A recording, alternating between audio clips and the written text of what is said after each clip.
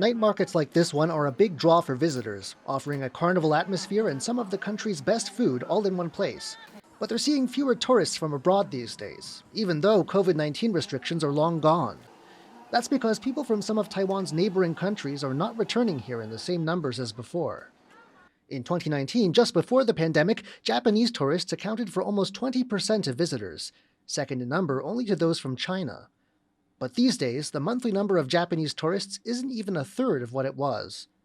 The number of South Korean visitors, another key market, is also down.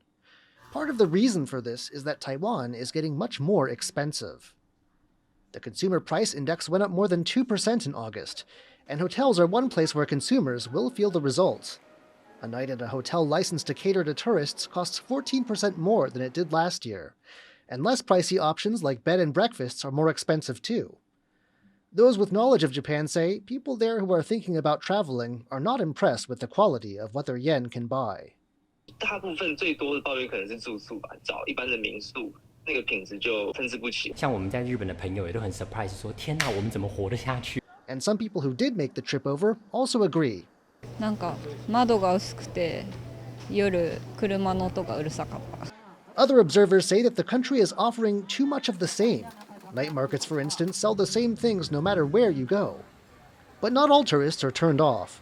In fact, some smaller markets are doing well. Tourism expert Michael McCreesh says business has been good for his company, which caters to Southeast Asian and Western travelers.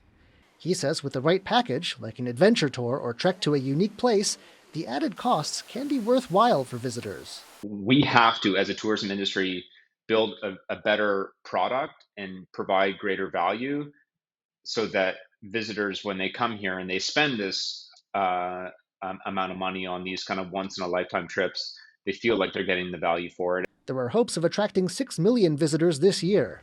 But with some usually reliable markets being sluggish, it could be up to tourists from countries less familiar with Taiwan to make up the difference.